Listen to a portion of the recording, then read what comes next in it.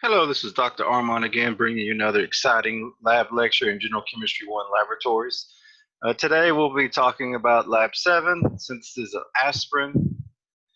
So we're going to talk about actually a new branch of chemistry called organic chemistry. We're just going to introduce the topic today. What are functional groups? So we're going to talk about the type of reaction that we use to synthesize aspirin, a little bit about its history, and also we're going to talk about the Cambridge Structure Database, which you'll be using to answer some of the questions in the post-lab assignment for this experiment. So sit back, relax, and enjoy the show.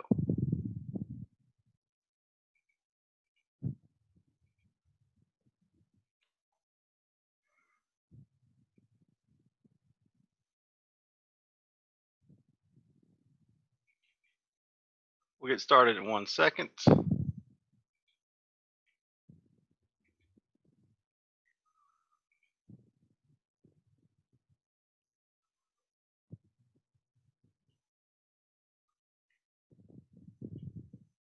So this is lab 7. We're on the downward slope of this lab course. There are 10 labs. We're on number 7, only 3 more left after this one. We'll be looking at the synthesis of aspirin. And so before we begin in the actual background of aspirin, we're going to talk about a new branch of chemistry that maybe you haven't heard about, which is organic chemistry, which involves the chemistry of carbons. And so when we have a collection of atoms that contain a lot of carbon, hydrogen, and other non-metal atoms, these are referred to as molecules. And depending on the types of atoms in these molecules, these can contribute to the type of characteristics of the molecule and how they participate in different types of chemical reactions. So by changing a hydrogen with another nonmetal, say oxygen, you're going to change the chemical characteristics of the compound. And so with organic chemistry, generally, we're talking mainly, there's exceptions of course, but mainly we're referring to molecules that contain nonmetals. In particular, they contain nonmetals such as oxygen, nitrogen, sulfur atoms, could be even halogens as well, that are attached to a hydrocarbon skeleton. Now, a hydrocarbon skeleton contains just the atoms, carbon and hydrogen. And so there are many different types of hydrocarbons. The goal of this introduction here is not to give you all the different types, but just to give you a basic introduction. So the number of carbon atoms in your hydrocarbon skeleton gives you the prefix of the name. So here we have this hydrocarbon.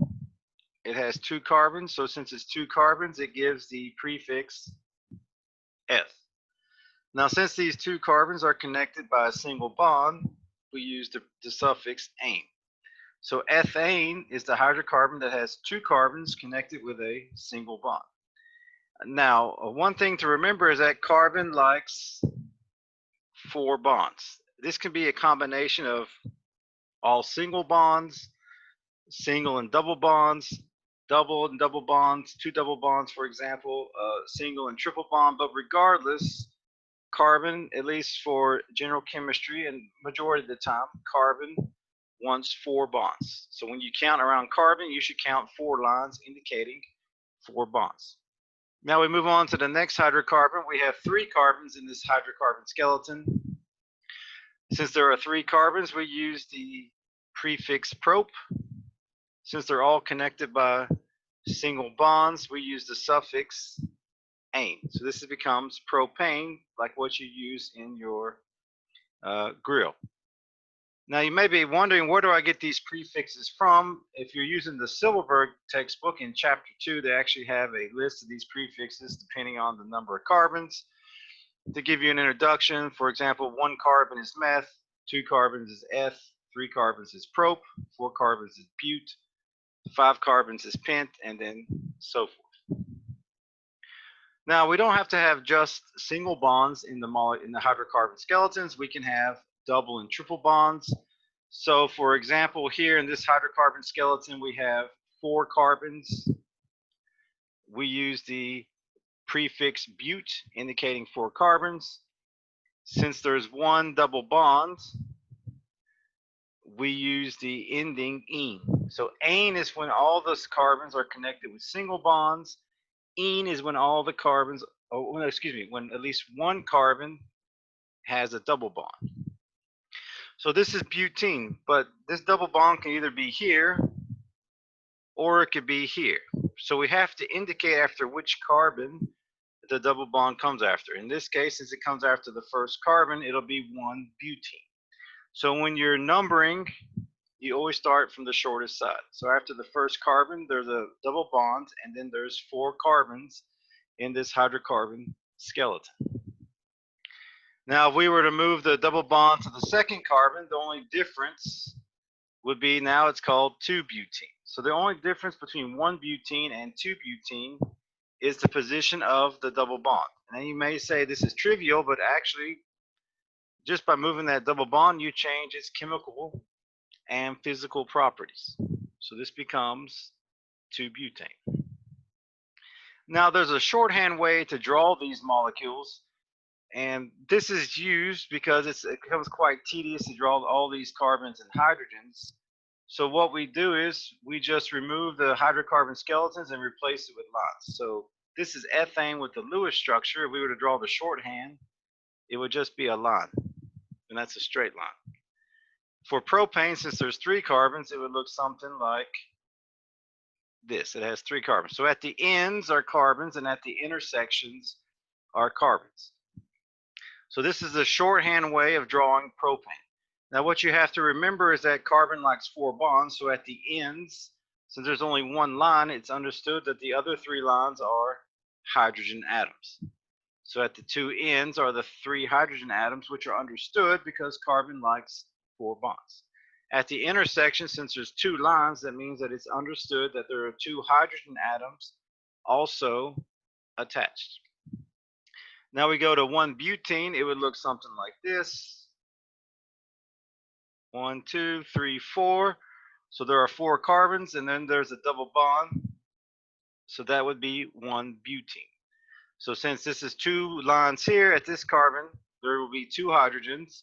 At this carbon, since there's 3 lines, there will be 1 hydrogen. At this carbon would be 2 hydrogens. And at this carbon, there will be an additional 3 hydrogens. The main thing you have to remember is that all carbons want 4 bonds. So whatever it doesn't have, it's made up with additional hydrogen atoms. Now with 2-butene, the only difference is we have 1, 2, 3, 4, but after the second carbon is the double bond. And so this is the difference between 2-butene and 1-butene. Now if we look at butane, which has 4 carbons and all single bonds, it would look like this. Now these should be straight lines. It's just doesn't look straight because I'm freehanding it on the computer, but when you draw these should be straight lines with clear intersections. You can also branch off a hydrocarbon skeleton. So here, if we look at this longest chain, it has 3 carbons. So we use the prefix prop. They're all connected by single bonds, so we use ane. And off the second carbon is what we call a methyl group.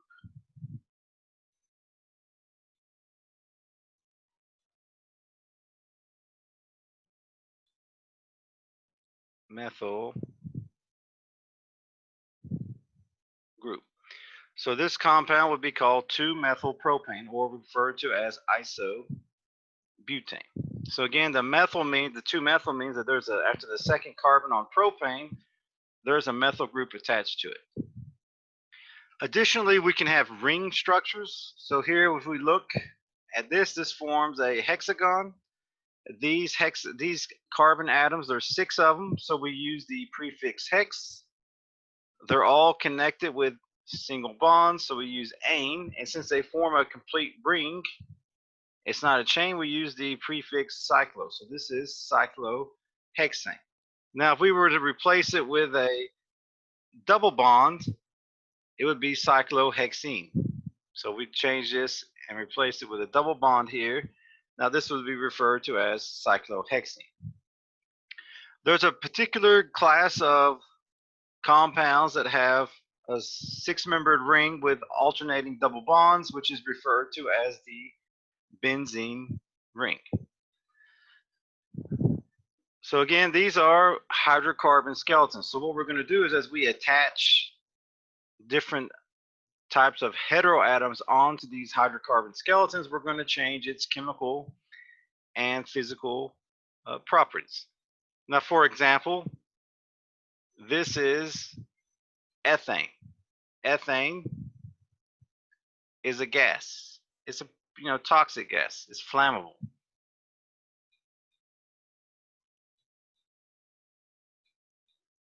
Now, if we replace one of those hydrogens with an OH group, now we get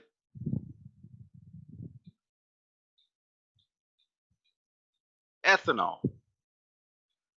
Now, ethane, some people don't, some people definitely you can't consume, but ethanol people can consume. Not recommended, but people consume ethanol. So just by changing the hydrogen to an OH, you went from something that is you can't consume, which is a gas, to something that's a liquid and you can consume. Now, if in between the two carbons we put an O,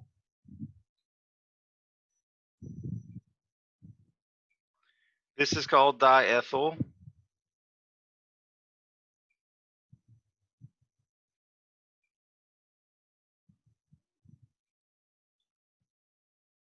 ether. Now, this you can't consume, and it is extremely flammable and toxic. So depending on where you put the oxygen does change its chemical properties. So in organic chemistry, the formula and the name is very important when you're talking about molecules. So ethane, just carbon and hydrogen. Ethanol, we replace one of the hydrogens with an OH, something that is not as toxic as ethane. If we put the oxygen between the two carbon atoms, we get diethyl ether, which is extremely flammable, and it's toxic as well.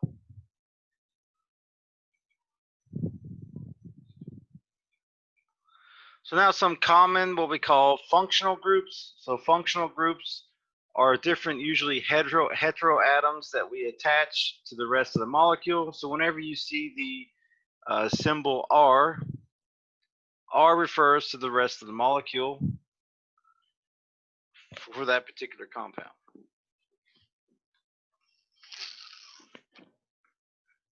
Okay. So the first functional group is a hydroxyl group called a OH group. We've mentioned this a little bit earlier when we talked about ethanol. But what we're looking for is on a compound, we have attached to it an OH group. And we'll look at examples of these in just a moment. So if you see an OH group attached to the rest of the molecule, it's called a alcohol. Now the next one, an aldehyde. An aldehyde contains this moiety, which is the CHO group.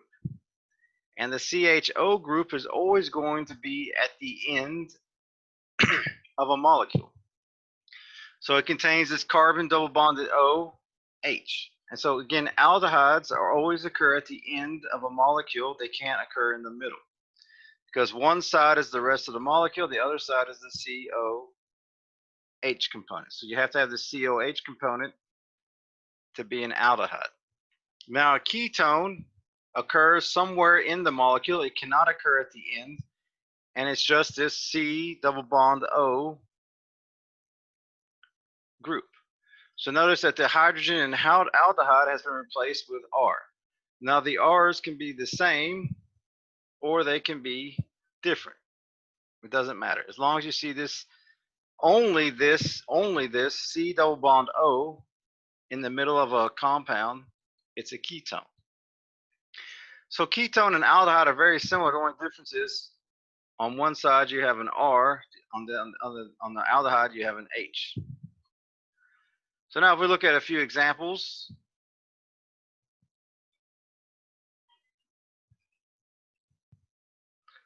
So if we draw, say, butanol, so 1, 2, 3, 4.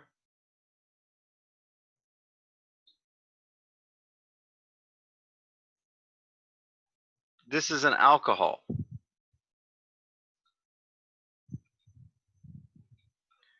butanol. And technically it's called 1-butanol because the OH group is on the first carbon. Now if we take this and now we draw this, 1, 2, 3,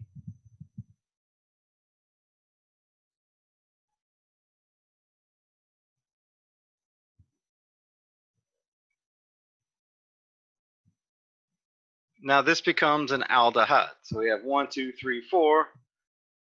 It has a double bond oxygen with a hydrogen. Now sometimes the hydrogen will be shown or sometimes it will not. So let me show you the same molecule just drawn two different ways. So if it's drawn like this, it's also understood it's an aldehyde. So this is an aldehyde. So see the difference between alcohol and aldehyde. And I don't know the naming for aldehydes. You'll learn that in organic chemistry.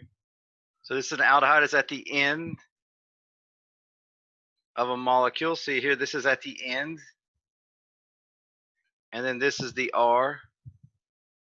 The same thing here. This is at the end, the OH group attached to an R. Now for a ketone,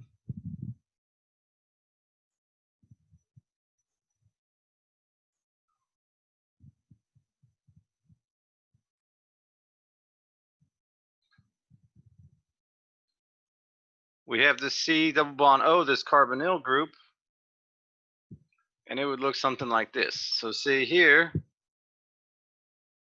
it's only this C double bond O, and on both sides you have an R. And in this case, they're different R's. It doesn't matter, it's still a ketone. So this is the difference between alcohol, aldehyde, and ketone.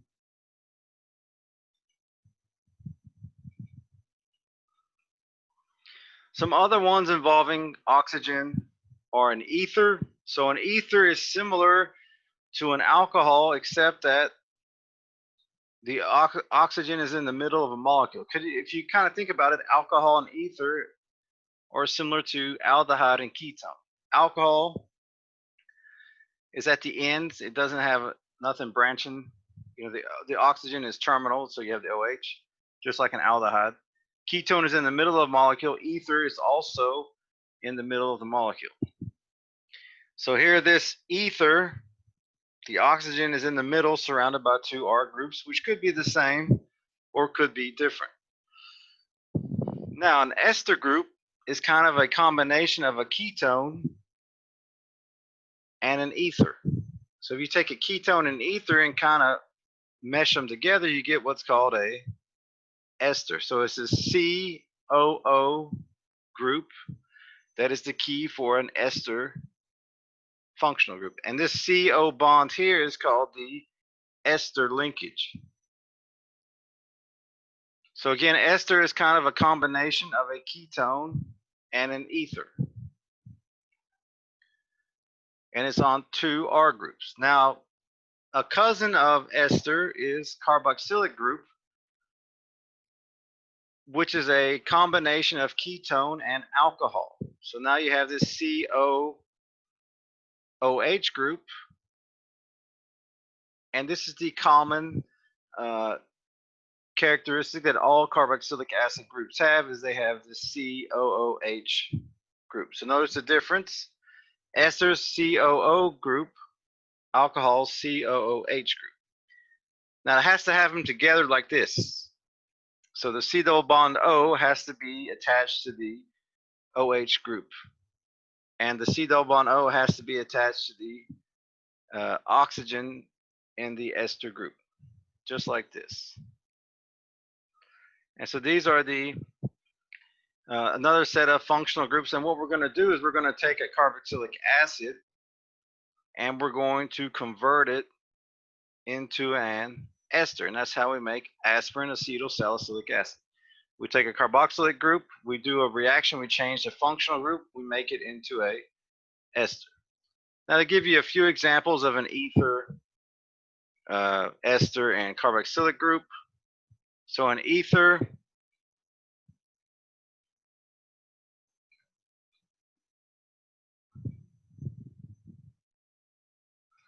And again, these can be in the same R or different. So this is an R,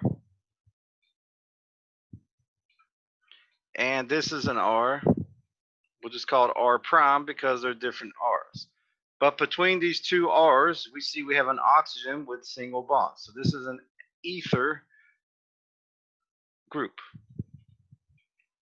Now if we look at an ester,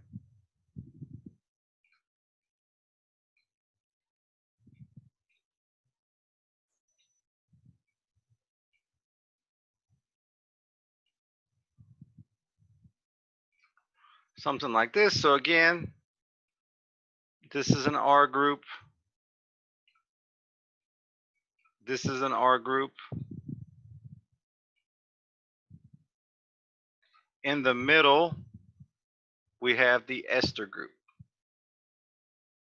So this is an ester. Now if we draw a carboxylic acid,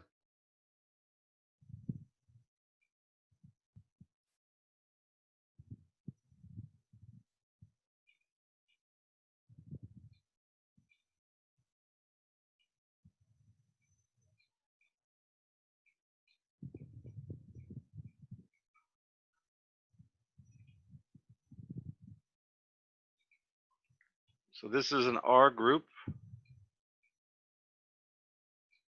and this is a carboxylate group. So this is a carboxylic acid. And these can be attached to rings as well. So we have a benzene ring.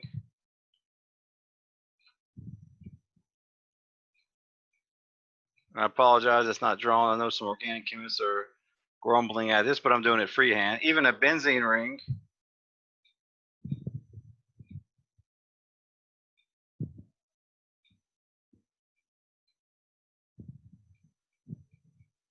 So this is benzoic acid. Again, this is the R group.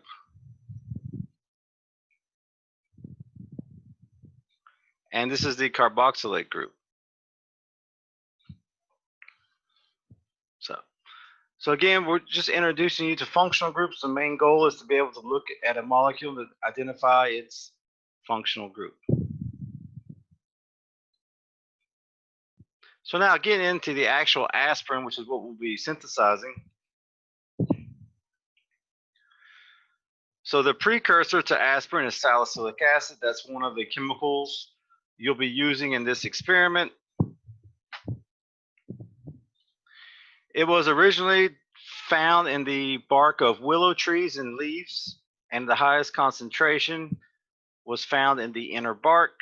This is what a willow tree looks like in the bottom right-hand corner. So the earliest recorded use was by Hippocrates in 400 BC. The ancient Greeks used it for pain and fever reduction. Now, it wasn't until the 19th century that the active component in the willow tree was isolated. The salicin was isolated, and this salicylic acid, which was derived from the active component in the willow tree, was converted to acetylsalicylic acid, which is the common day aspirin, because it was very hard on the stomach. So it gives you an upset stomach when you took salicylic acid. Now, acetylsalicylic acid was first used in the latter part of the 19th century. So around 1889 was when we started using acetylsalicylic acid for pain and fever reduction.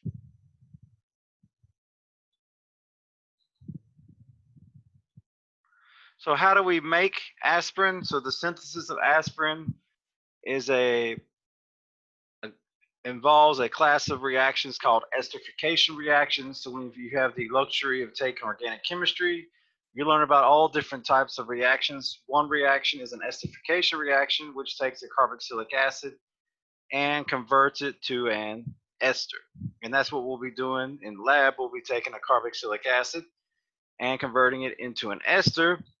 Now this process is very slow, so what we do is we use a catalyst which speeds up the reaction, and we're using an acid catalyzed reaction for the synthesis of aspirin.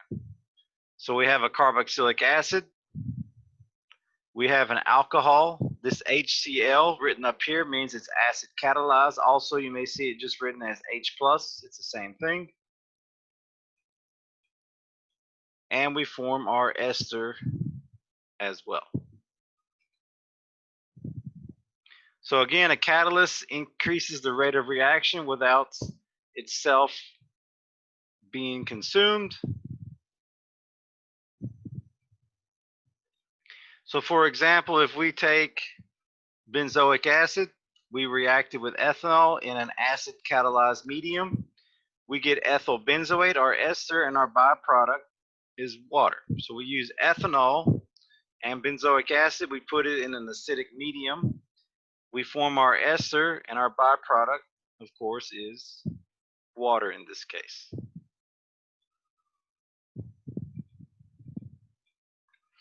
So how will we be doing this? We'll be doing the esterification of salicylic acid.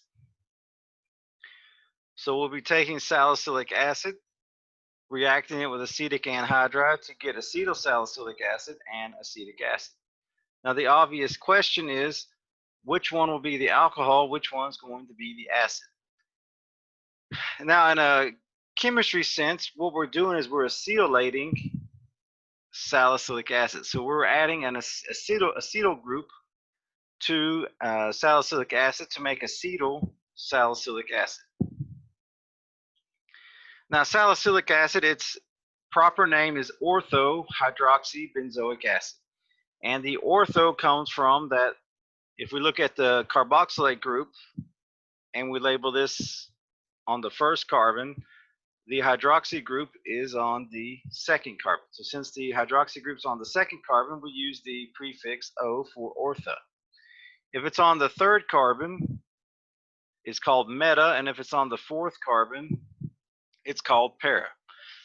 One place you can see this quite a bit is in Lowe's. If you go get xylene, xylene is actually a mixture of different xylenes, xylol they call it.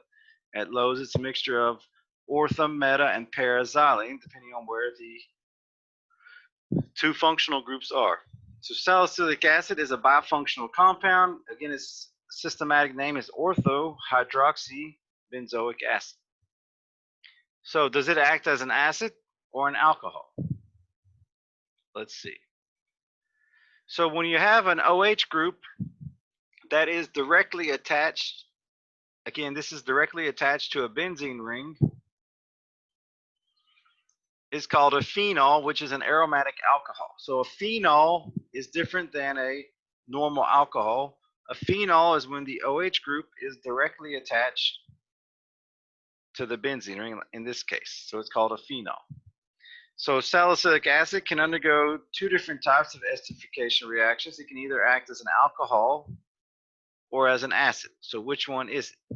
Which way will it go? And in this case, salicylic acid acts as the alcohol, and acetic anhydride acts as if it was a carboxylic acid. So what happens is we're acetylating this phenol to make acetyl salicylic acid. So salicylic acid behaves as the alcohol, acetic anhydride behaves as the carboxylic acid.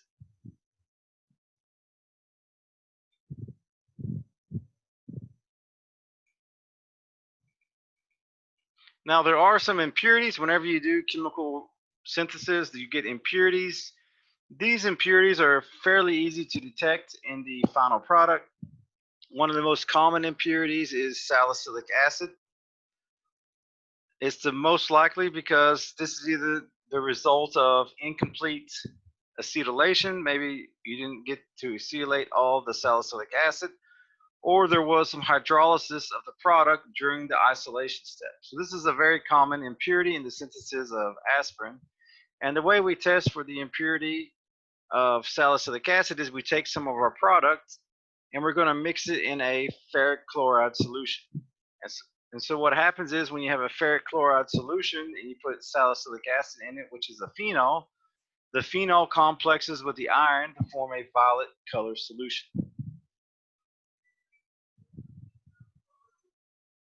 And so since it's if you see the appearance of a violet color solution, that indicates that salicylic acid is in the product. And so aspirin, however, in which we acetylated the hydroxyl group, will not complex with iron and will not show any color change. So aspirin won't change the color of the solution, but salicylic acid will. And that's how you can confirm the presence of salicylic acid in your product. Another important or major impurity is acetic acid, and that's one way you can tell the reaction is going on is if you smell the aroma of vinegar, aka acetic acid, while the reaction is occurring. That means that the reaction is in progress. And in the product, if you smell the aroma of vinegar, that tells you you have acetic acid in the product. Now, as this is a virtual lab, you won't be able to smell the product, but the way you would remove the acetic acid is by washing with cold water to remove all the acetic acid. And you would confirm that by wafting the product to see if you smell any more of the aroma of vinegar. So the most important calculation you can do in an organic chemistry lab is percent yield. So here we use 5 grams of salicylic acid, 15 mils of acetic anhydride. Since acetic anhydride is a liquid, it gives us the density. We formed 4.75 grams of acetyl salicylic acid. What's the percent yield? Very common calculation you do in organic labs. So we need our molar masses. We're going to take the moles of each, the mass of each, or the amount of each reactant, convert it to moles of each reactant. The good thing is that most organic reactions are 1-to-1 mole ratios, so now we can find the moles of product. We see which one produces the fewer moles of product, which is in this case acetic anhydride. Oh, excuse me, no, it's not. Salicylic acid.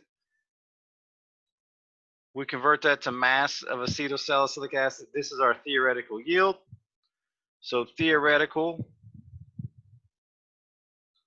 and we have our actual. So actual over theoretical times 100 gives us our percent yield, which in this case is 73%, which is not bad for an organic chemistry student.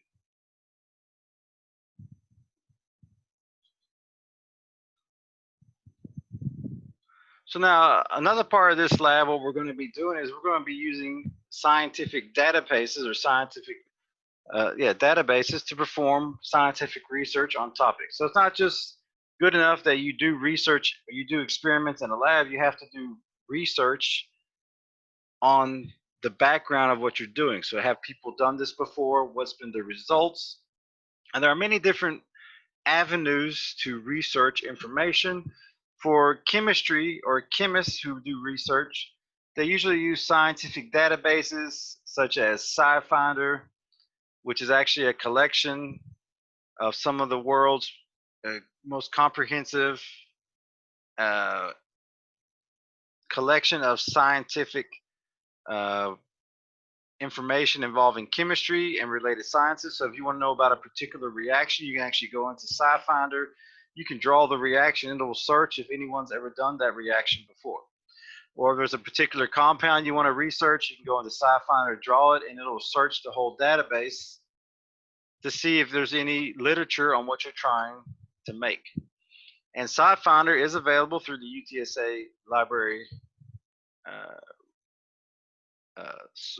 resources. Another important one that a lot of chemists use is the WebCSD, which contains a database of all small molecule organic and metal organic crystal structures. So when a researcher makes a new compound, sometimes they want to obtain the crystal structure so they can see what the three-dimensional structure of the compound is. They publish it in the what's called the Cambridge Structure Database. And so far, the database has over 1 million structures. So if there's a molecule you want to see if the crystal structure is known for, you would draw the molecule or do a search on it, and it would search the database for that molecule.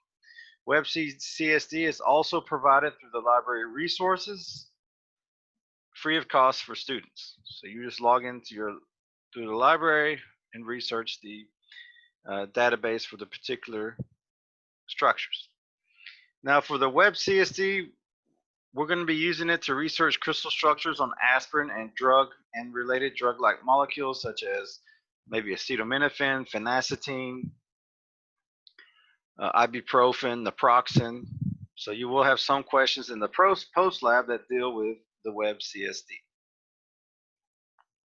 Now, when you do a search on the Web CSD, a few things about it. So I did a search just on just a crystal structure so I could tell you a little bit of the information about it.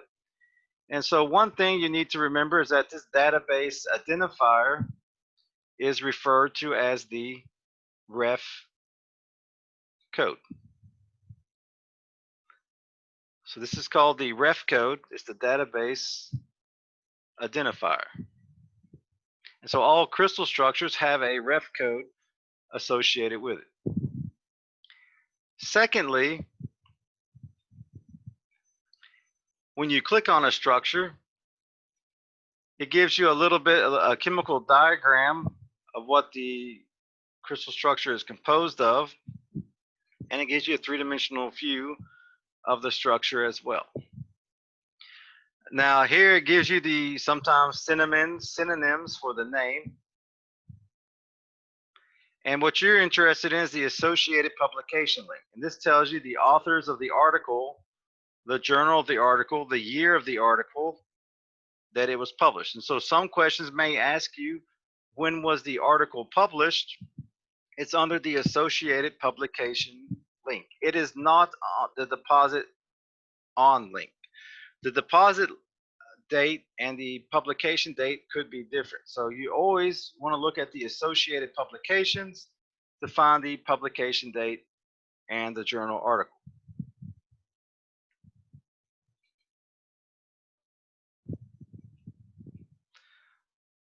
So once you click on the publication link, it'll take you to a PDF, and if the library has access to that PDF, it will allow you to download the article. You may have to, depending on the question, you may have to read the abstract, which gives you an overview of the article. What was the research? What are the key findings? Things like that. You may have to read over the introduction, which gives you background on the article. Why are they investigating this particular system? Or third, you may have to read the experimental section, which gives you the conditions that were used to synthesize the compound or to produce the crystals. Now, if it doesn't allow you to download, you need to pick a different article, because all the articles that you'll need to download should be freely accessible through the university. Now, just a little bit of continuation to show you some more information about the search results. It gives you the formula of the crystal structure. It tells you the space group. The space group is different groups that have similar types of properties, so they're categorized in similar groups. It tells you about the crystal, its color sometimes, and its habit, etc. So again, we're not looking at the deposited on date, we're looking at the publication dates, the date that the article, the year that the article was published. So make sure you keep that in mind as well.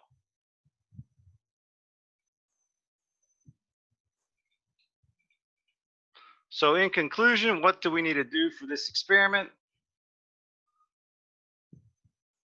So make sure you read over the lab lecture notes, watch the lab lecture video, also read over the background information for the synthesis of aspirin. This is on the Hayden McNeil site, so make sure you read over that.